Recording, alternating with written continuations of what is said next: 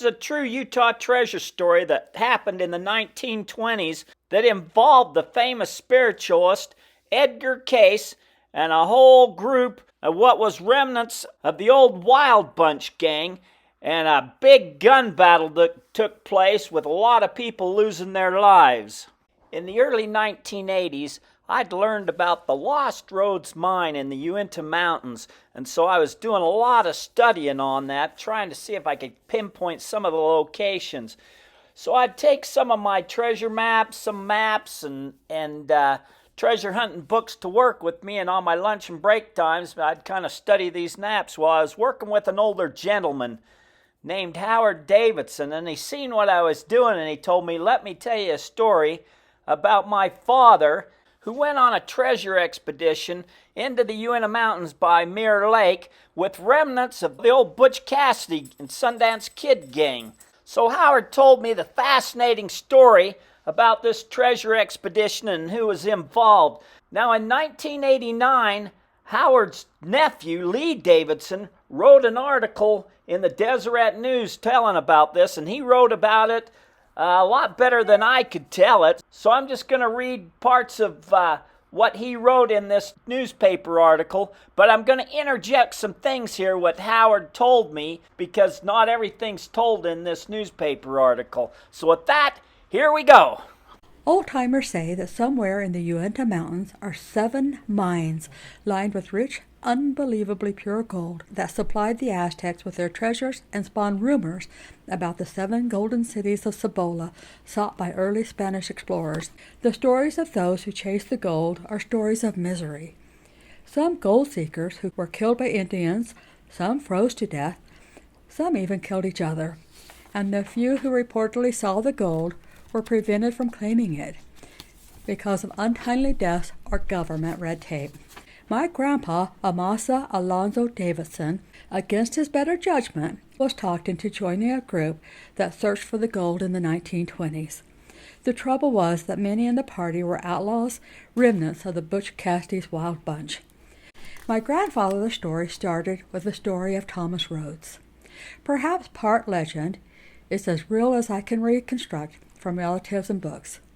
It starts when Ute War Chief Wakora, or Walker, as whites called him, in July 1852, Wakara agreed to let Brigham Young choose one white man to travel to a sacred mine and bring back gold if he swore not to reveal the location. Young chose Thomas Rhodes, a stalwart Mormon who spoke fluent Ute. In 1855, when Rhodes became ill, his son Caleb took his place. Both Rhoadeses claimed they kept their part of the deal, but they also worked some not-so-sacred but also rich mines that the Spanish had developed for themselves. Thomas Rhodes found a map to the non-sacred Spanish mines when Brigham Young sent a group under his command to investigate an Indian massacre of Mexicans who had been mining gold near Nephi. Neighbors began to suspect that the Rhoadeses had their own mine and would try to follow them. When Thomas Rhodes left his home in Camas, or Caleb left his in Price, curious neighbors would tag along, only to be outsmarted by the Rhoadeses. Some claim they got close. Caleb once left a group in the Uintas for about 5 minutes and came back with a saddlebag full of gold. One of the most determined seekers of the Rhoades gold was Edward Hartzell, one of the men who ended up on my grandpa's expedition. Once Hartzell thought he was finally hot on Caleb's trail without Caleb knowing it, but Hartzell had to dismount his horse and look for signs of the trail ahead in the moonlight. When he came back to the horse, he found someone had stolen his pistol. Caleb gave it back to him weeks later, saying he found it in the canyon. After Caleb died, Hartzell married Caleb's wife. Some say he did that mainly to get information from her about the mines, but she didn't know anything or where they were either. Hartzell joined up with the same band of men as my grandpa, who tried to find the Rhoades gold by traveling into the Uintas from the Wyoming side. In 1920, my grandpa was a 30-year-old rancher and schoolteacher, living with his wife and 5 children near Fort Bridger, Wyoming. One of the few in the area who knew how to assay gold, he was talked into joining the group. One day the group rode up to Grandpa's ranch with an extra horse packed for him. When Grandpa saw some of the hard-looking characters, he refused to go. All of the men left except one of Grandpa's friends, Harold Mosslander, and the leader of the expedition, a self-proclaimed clairvoyant named Landreth, who had just moved to the area from Pittsburgh. In his book, The Gold of Carrie Shinob, Carrie Boren states that Landreth was the Sundance Kid. But Amasa Davidson, although he didn't know him very well, knew who most of the outlaws, Butch Cassidy, the Sundance Kid, because his dad, Am Davidson, was great friends with Butch Cassidy and even hired him when he was younger to help him become a sparrowhawk detective for the Wyoming Cattlemen's Association, and that's a story to be told at another time. Who the Davidsons said was Landreth was the famous spiritualist Edgar Cayce. Landreth told Grandpa that he need fear nothing about the trip and that he could prove it. He pulled out a sealed deck of cards and had Grandma and Grandpa shuffle and cut it. Landreth said spades were bad luck, clubs meant trouble, hearts were love, and diamonds were riches. Grandma cut the deck and drew the King of Hearts, which Landreth said represented Grandpa. Grandpa did the same, drawing the Queen of Hearts, which Landreth said represented Grandma. They then shuffled the deck and drew 4 cards, the Ace, King, Queen, and Jack of Diamonds. Grandma let Grandpa go on the condition he left his rifle at home. Now, Howard told me that his dad was still reluctant to go because of some of the old outlaws that were going along on this trip. But his mother was pretty impressed with the card tricks and thought that maybe this was a chance to get some extra money to pay off one of the local ranchers that they had to borrow money from to pay for the doctor bills for one of their boys. So reluctantly, Howard's dad did agree and did go on this fateful trip. He rode out the next day with assaying acids, a blowpipe to heat them, and a camera. Shortly after, Landreth, while blindfolded, drew out a rough map that he said the spirit of an Indian princess named Raven Camp was revealing to him.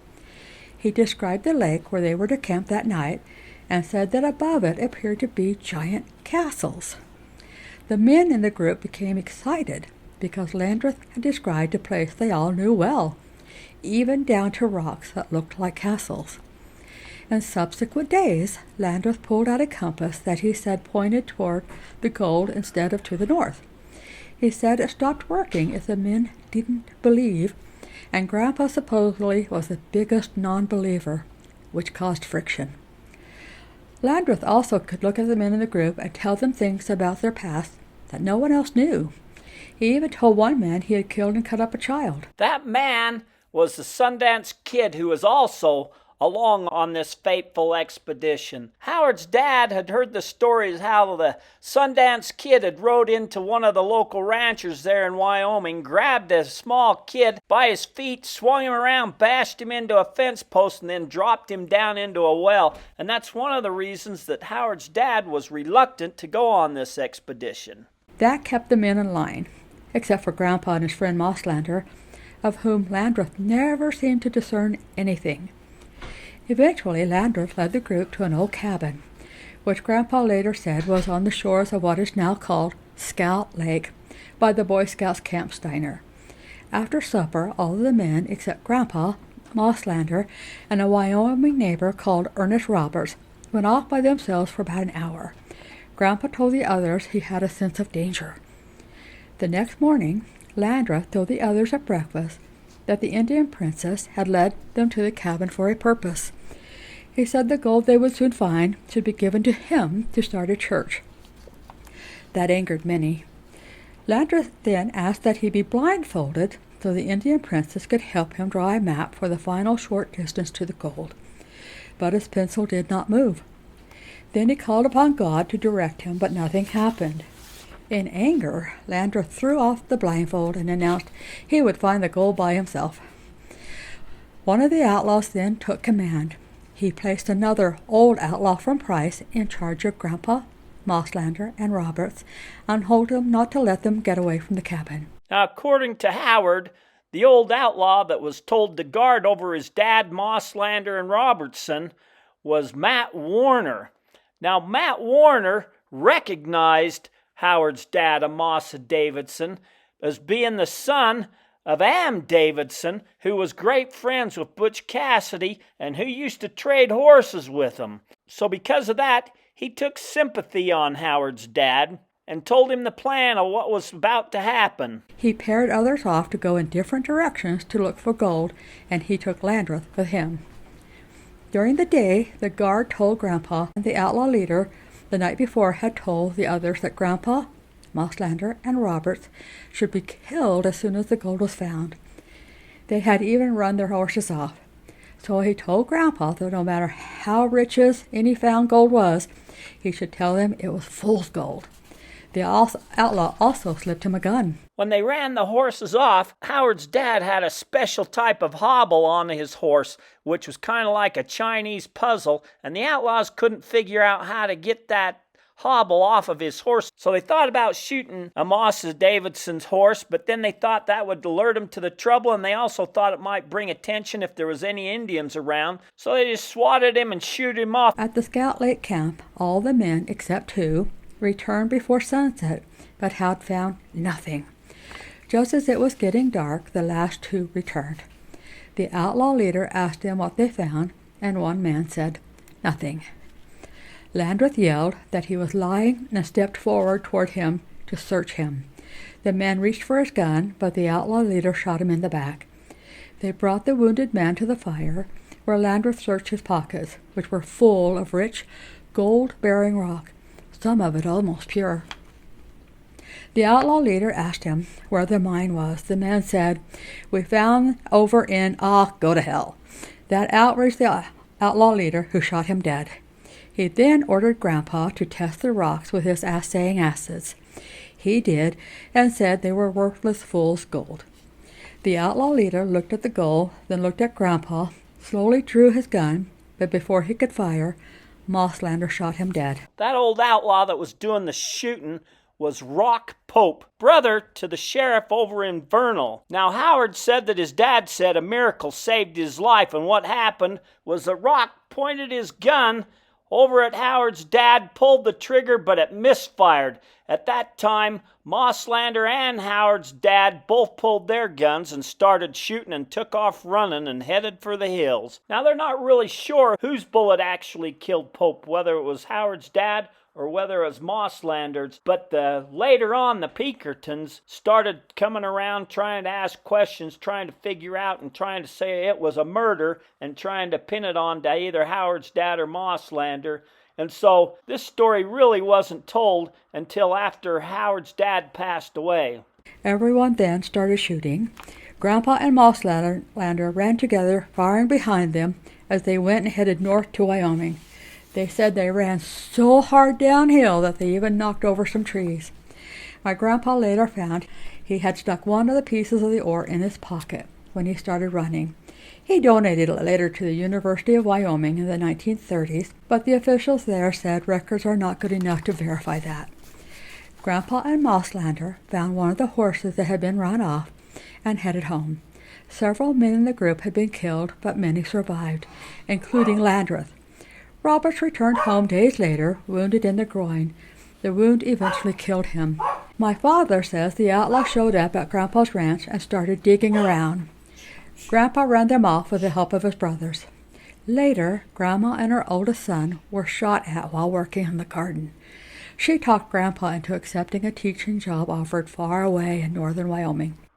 Now, Howard told me that his dad and his mom was pretty scared that maybe some of the old outlaws would come after him eventually, so they packed up and moved far away. His dad and Mosslander kept this thing quiet between them. They never hardly told anybody, not even their own kids, hardly any stories about this at all. However, Howard's dad, Amasa Davidson, kept a meticulous journal. He wrote in it religiously every day, and after Amasa passed away, they got some of the finer details. They knew some of the story, but they got more of the details through his journal after Amasa had passed away.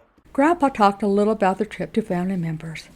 He kept the gun he had been given in a box in hopes of returning it to the outlaw who had helped him. Howard told me that one day he was rummaging around in his dad's closet and he found a box with an old pistol in it. He started playing with it and his mother caught him and told his dad, and his dad gave him the worst beating he'd ever had for playing with that gun.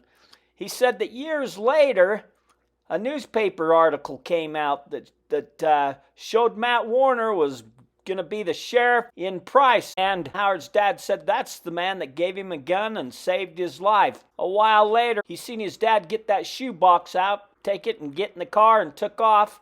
He assumes that he drove to Price and gave it to Matt Warner because they ain't never ever seen that shoebox or gun again. He never went back to the Uintas until 1951, and then only for one day. He had told his attorney about the expedition, and they decided to drive up and look around. His journal entry says they found the old cabin, an old sulfur mine that was a landmark for him. We found out much later that he made a map of where he thought the two men had found the gold in the group were sent to look, a square area north of Scout Lake and just south of Gold Hill. My father found the map while going through some of Grandpa's old papers.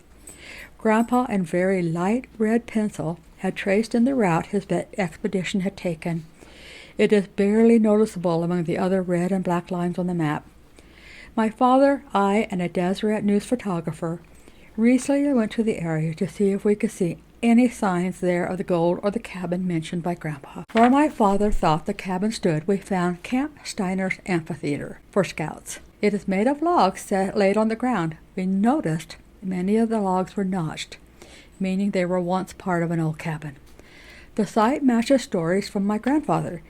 He had taken pictures across the lake looking at Bald Mountain and Hayden Peak, and the view from the amphitheater matches those old photos described by my father. Gail Rhoades, the author of Footprints in the Wilderness, A History of the Lost Rhoades Mine, was in contact with the Davidson family and received some of the photos that Amasa Davidson took on this fateful trip. He wrote a letter to him in January 28, 1980, saying that he was going to give these photos back to the Davidson family, but he asked some questions of them, and which, when the Davidson family answered these questions, is some more clues to help us figure out exactly where this is, where the gun battle took place, and where possibly the gold could be.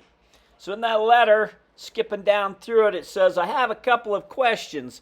If you can find time, please mail me the answers if you know them, okay? 1, could you describe to me, to the best of your knowledge, exactly where the old cabin was? If I can find it again, it would be an interesting contrast in the book showing the cabin as it looked in 1920 and how it looks 60 years later. 2, do you have a photo of the old mortar? There's an indication that your dad photographed it. Now, in Howard Davidson's dad's, Amasa Davidson's journal, he talked about how they found some old Spanish artifacts and old Spanish trappings, but I don't really know if he went into what exactly it was they found, but it must have been an old pestle and mortar. 3, did he take photos of the expedition members during that journey? 4, were there ever any indications of just where the mine was located from the site of the cabin? 5, do you still have the article which had a photo in it of Hartzell? I'm having a problem locating one of him. Also, any other info you may think of will be of great help. I'll be putting this story together when I get back from Arizona. Hope you can mail this info to me by then. Thank you, and I certainly hope you are feeling better. I had a cold for a couple days, but doing well now. Sincerely, Gail. Well, the Davidsons wrote back in a letter dated February 13th, 1980. Dear Sir, I'm attempting to answer your letter, but I have been in the hospital twice since I saw you. I don't feel that I'm writing or talking consistently today about the old cabin. You can probably walk right to where it used to be. I found a page out of one of Dad's old diaries from 1966. It was just a lucky find, but he tells how he got a late start from Sandy. Because it was raining, he took 2 boys and their guns.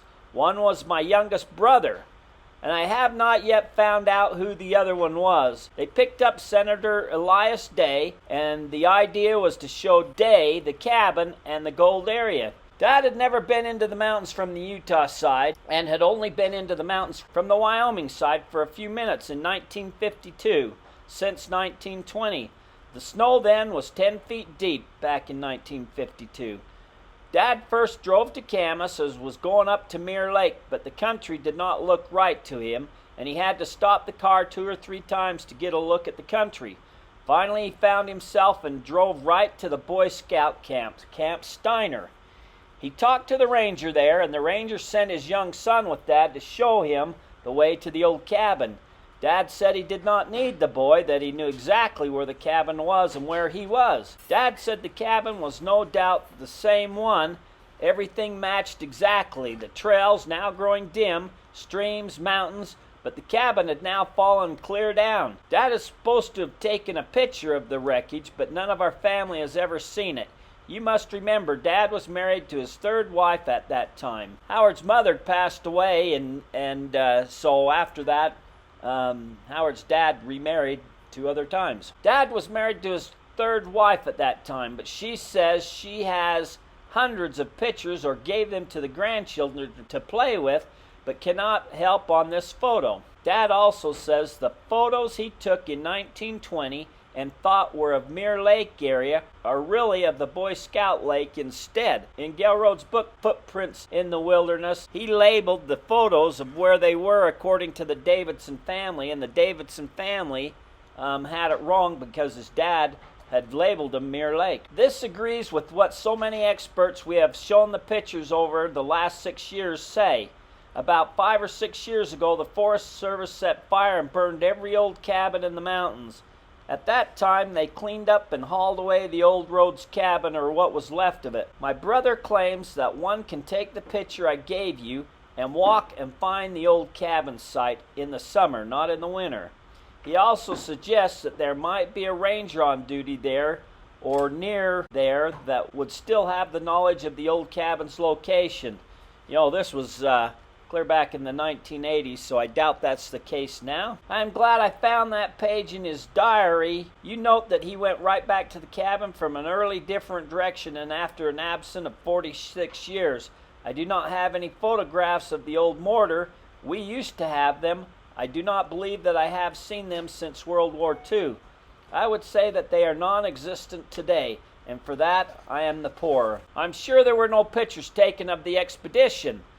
The members did not want their names known and or used fictitious names. I have given the names of the spiritualist and that he called upon a dead Indian maiden called Raven Camp for his power. It is that spiritualist standing on a tree stump in the picture. So apparently Howard's dad had a picture of Landreth. He claims the compass in his hand had quit pointing north and is now pointing to the gold. He could convince all party members except Dad and Harold Mosslander. He would cease the demonstration when they came, saying that there were unbelievers in the crowd. Anyway, there was bad blood between the spiritualist and Dad after they camped on the Bear River that night. So that picture of the spiritualist is the only one I know of. I don't know where the mine was from the cabin, but from dozens of small talk items and unscheduled reports, I would say it was a good half-mile or so away. Note that in the draft you sent me, when the first man was shot, he started to say where they found the gold. Anyway, away over in, then refused to say more, and so was killed by Nero. Davidson gave fictitious names to all these people that were involved in this in his journal. In case anybody got a hold of it, they didn't want anybody coming back on him on who these people was. And some of these people he didn't know, but the family members finally figured some of them out. They figured out that Nero was Rock Pope. Now about the draft you sent me. Then he talks a little bit about the crew. Only part of the crew came from Wyoming. There was 21 people that was out, eventually ended up on this expedition. And he says here that only part of the crew came from the Wyoming side, and all of those came from Uri. Uri is the crossroads junctions about 3 miles east of Lyman, Mountain View, and Fort Bridger. Dad was the school teacher at Fort Bridger and also was farming at 260 acres of irrigated land at Uri. He was 30 years old, and he and Mother had 6 kids and another on the way. They were also hand milking 26 head of 2-year-old Jersey cows or heifers that year. He says the other part of the crew came from the Utah side, coming from Price. And then he goes on to talk about how his dad knew how to do assaying using nitric acids and things like that. Gail Rhoades had got this story from somebody else besides the Davidson family, and it had to have been one of the people that were involved in this expedition. And Gail gave a copy of the story of this expedition to the Davidson family, and when the Davidson family gave it to their dad, Amasa, to read, here's what it says in the letter about what their father did when he read this story. Now I find from my sister in California that when she was typing Dad's diary or the book for him, that he had a copy of this article that I got from you. As I say it was different, and I don't know which one he had, but it was given him by Jim Sharp, and Jim is supposed to have been given this information by Welch. My sister said she never saw Dad ever in his life as mad as he was when he read this article. Finally, he tore it up, and all he had her type. But Dad did say he recognized Welch had been on that trip, but Dad did not know who he was until 1952. When he talked to Jim Sharp, he also said this Nero was Welch's partner and came into camp with Welch. I do know Dad could not stand to hear the name of Tom Welch. The site would also allow my grandpa to have run away during the shooting toward Wyoming in an almost all downward hill path. We walked around and found the sulfur mine to the north that my grandpa mentioned as a landmark. We found plenty of sulfur, some copper, some fool's gold, but no real gold. If any reader wants to follow my grandpa's map, feel free, but be aware. Books detail many failed expeditions, misery and death, and not one case of quick and bounteous wealth. Old-timers say for every ounce of gold in the mines, gallons of blood have been spilled. But if you do find the mine, please let me see it sometime. You keep the gold. I'm interested in another type of treasure, the treasure of seeing, feeling, and even smelling such a rich mine, and knowing for myself it is real.